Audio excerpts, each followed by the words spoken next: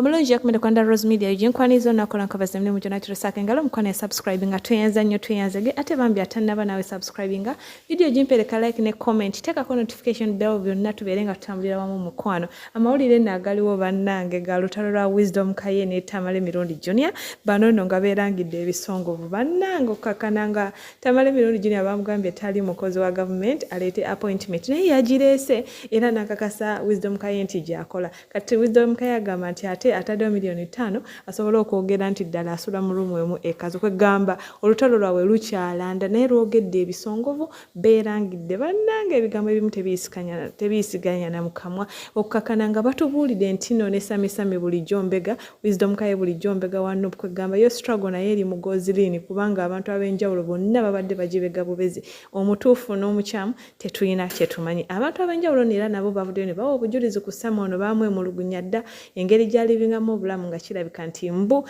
akolera government kakati bannange omutuufu tetumumanyi ani agenda okusigala mu struggle nga ddala ye ali kwalaali okukakana nga Wisdom Kaye ne Tamale Mirund Jnr olutalo lwabwe lukyagenda mu maaso kiraga nti bo tebali willing kusizinga fire era bannange bano tubasabire basobole okukakana kubanga babadde ba mukwano ate nno ne mwana mulenzi Summy ayongedde obujulizi obulala ng'agamba nti Bobi Wine bino byonna ye yabireeta kwegamba ye side gyagwako omukwano tennaba kutegeerekeka naye nga bano bonna mwana mulenzi UmarKiseka abaanukudde nti bo baliwo kulwanyisa oyo yenna aneekika mu program ya People Power era yagame siba nupu wabula ba People Power kwegamba tetumanyi kati oba nupu yeruwa oba People Power yeruwa nenga byonna kambi kuterenga bigenze mukama mulungi akonkumire beera bulungi mukwano bye yo mulimo gwakubira bakulembeze beni yupi intelligence nemanya wawe bali gwe mulimo gwa kayogo oyo mbega era olutalo lwange ne Wisdom Kaye luva ku sente za government Kayalo was a bampa sente yene batamuwa twina diru je twalimu. Let me now tell you the truth. Hotegere wo lutalo weruva. Luno lutalo teruri kwali yeni na Bobi Wine. Lutalo lwa sente kwe nagule motoka eno. Twakola diru ne Kaye. Yaloza namuyita mwaka 8 sente naziria. Kaye sirianga ku sente n'obuza bajjo. Era bajja nkubidde kubachana ngamba Junior. Walia ku sente z'obukese za Wisdom Kaye sirianga ku sente zo walai tozimba mutima sigala yokete naye kati era bakutegedde Kaye mbega era abantu abali ebweru mu mwegende nabalabula ku Summy nebagamba nti omuvubuka oyo Summy mu mwegendereza ali Summy abeera bweru omanyi oyagala otegerera mbega tebakola Summy takola ode mighty naye ali mu bulamu bulungi ye Wisdom abeera yekazo ne yeggalira mukasingo lumuke era kaliko ebifaananyi ddiiro limu atimba ebifaananyi ku bisenge Kaye wangambye nkulaga appointment letter yange ompe milioni 5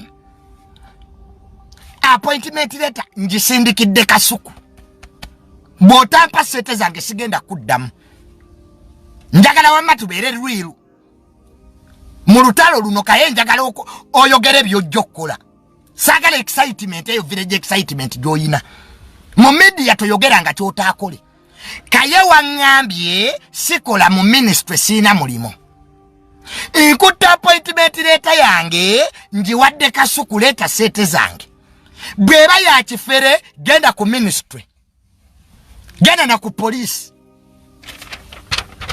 social media siye gabe emirimu awunye nkwawa munyamazika kanyo Wisdom leta buloko number ne plot number yettakeryo va mu kuzunza ebyapa ebitaliyo ne kunasa babikuba nange Tamale esobola okuba ebyapa wana ettaka buloko number na plot number gisome nkubulire nno nnyini lyogwe nze intelligence nze waliwo olutalo lwali lunnemeredde nze nwanisa wino simanyi kuwemula era nakulabye ovuma taata wange nti mutamivu nze kayisobola vuma bazadde bo because I'm not cheap like you leta wino wagambe ne motoka si yange ngate wakizeemu olwodduse wajje najigula ali yayo wagitunze oli mu vitizi ya pinki wabadde oyagala gula ngeno ne bagamba ya $5,500,000 ng'olina miliyoni yago. Abantu abali ebweru mwegendereze abantu abajja ne mubasuza nga tebamanyi mirimo gye bakola. Guno omulanga ngukubira abantu abali ojja kufa obutwa. Omuntu ave Uganda tomanyi mulimo gwakola omusuza. Abantu balina emirimu janja ulo wano. Wena abantu baddamu bwambega. Banonyanya tekasete munupu. Nzaka nyine nakubira Juliet zawedde. Mama zawedde nkutumiddeko nnyo. Bwemba nimba onanjulira. Ojjukira ebigambo bye twayogera. Nega tuwakoze kituufu. Mama zawedde ojjukira ebigambo bye twayogera. Nekugamba werekera okwesembereza abanna Uganda. Oloza Juliet zawedde abajje babaze kusanyukira bakuketta. Waliwo oluvuuvuumo olwaliwo nti wali otekasete mwene yupi. Sabigamba byonna. Era okuva olwo nga mutabani webale ne tufuka ba mikwano Juli. Mukyala Rebeka agaba yajja wano. Napa sete pitirivu.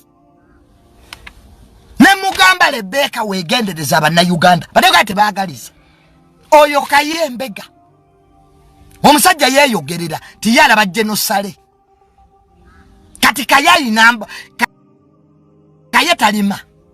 Kayeta ina business. Kayeta ina mulimo. Yenna wunye nkwawa. Ekyo kimuli empumumpu. Ajja amanyira abantu. Ani ono? Terabika. Terabika. Eno sibendera ya gwanga. Bwemba appointment lete no gendese ya kifere. Mugende muntu ale ku police. Kati gwe Wisdom mazi njagala kuteke woja. Wakeze nolagetta ke litalidilyo. Nange nsobola okukikola. Nsobola okugenda ku nyumba y'omuntu nengamba eno yange. Ettaka buloko namba na poloti namba. Kayetu we buloko namba ne poloti namba. Abani kati abakozeeko story. Bazze wange.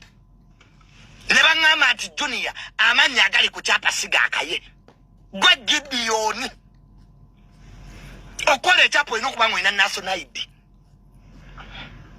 Era litukabira bukebezi nini namba. Kwa waliwo abafa nga national ID zakola ki? So Kaye njagala olete buloko namba ne poloti namba chapa chawe kitufu nchina wano. Neri nyeriri ko lya musajja munene mu government. Lwacha awunya akamwa. Nga akamwa akawunya bina nkali. Tugenda kunyonyola. Bani abakube bakuli atemba bakazi abakulu nabade na stand seke kugula balabye video yange ku Facebook ngena kubanji babwa tugenda beanako manyalo woza ati wayasa menyo no kuwemula ati sisobola Kaye Wisdom ngeje agenda okwesimba kuwemu pia Kampala Central tesola kuwemula tasola muganda wange I'm born here anampa akalulu ajja kampo bandi musabo obandi luddawa obampe mulobasi omula nze ndi mulokole ne yate tongayulira komimwa. Addition mutabani wo mutamivu emyaka 29 nze nyina 34 nkusinga emyaka 5 si mingi nnyo gwe byenina byonna 90% nabikola mpeseze emyaka 27 no problem wagambye nyina nataddawo ne million 5 oli wajjana ngamba Kaye Wisdom mbunsula nsula murumwemu so bwe bityo betugenda okutambula wiiche eno mbadde mbibagamba mwabampagira mmanya abantu bebulaya mwankubidde Kaye don't bend low Kaye eno Uganda Museveni abantu yabafuula bamawube nabagamba waliwo oli omukazi w'amabeera galinga amakuti asiba kusula motors gwe beegana si presidential advisor yafuuka mawube Katashbaga yafuuka mawube kyovolaba mu lunaku lumu yakeera n'agamba nti akomyewo okusaba ekisonyi wa Bob Wine olunaku lwagenda osiba ng'aleesa amambulugage mu kamera n'agamba nti Bob Wine setaaga chance mawube Junior ngenda kuba mbategeeza lwaki agwa mu bakuli yagambye ensuula amalusu yasuula nkali na mazi kubanga bakuli gyagwamu mwe mukimanyi bakazi bakulu mukazi we yaŋŋamba era nga wakyogera ku video nze bwemba nali nsuzeeko ewa Junior mutabani wange wuuyo Katonda agenda kukola ki amuzijeko so eno wiki agenda kutambula bweti kuva nedda sebo bajjo bagamye nti bajjo buli omu amumanyi musajja mugagga abasajja babadde bambulandinze anampa akaluluke obwemupi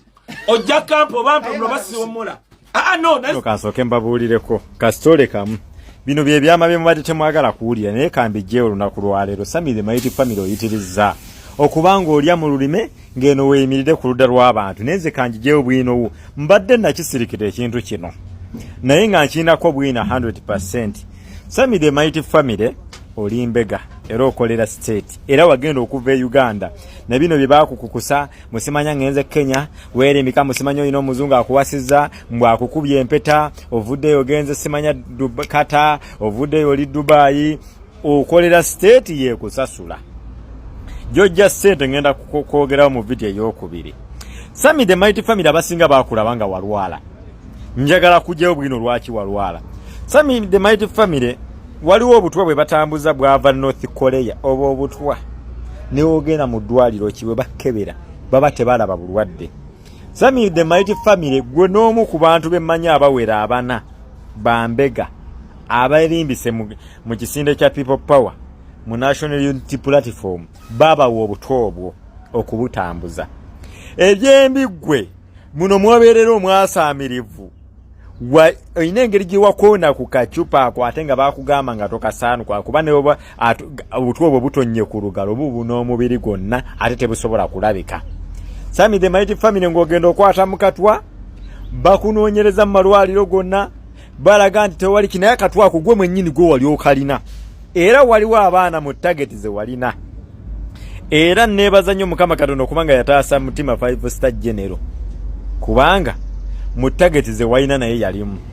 Sammy the Mighty Family akakatoke wakozesa kakuyisa bubi nnyo era wakomyewo Uganda kubanga bakongera kasente ogenda olwana okubanga olaba oba waliyo obujjanja era oli mu kubasaba antidote wazze kusaba antidote naye teriiyo kyetaaga kugenda North Korea kali kattabusi era ogenda kunnyonnyotirizibwa bweti ogwerere ne banaakununamu omusaayi gonna.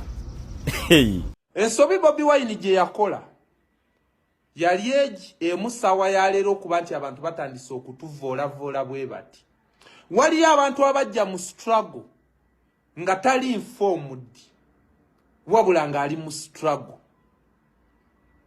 nga wabula ekitambula kyajja okukolera covid yafunireko views oba bamanye nti naye ayogedde sibanenya kuba nange wennali wabula mu kuyita mu kufaayo namanya kikyenwanirira.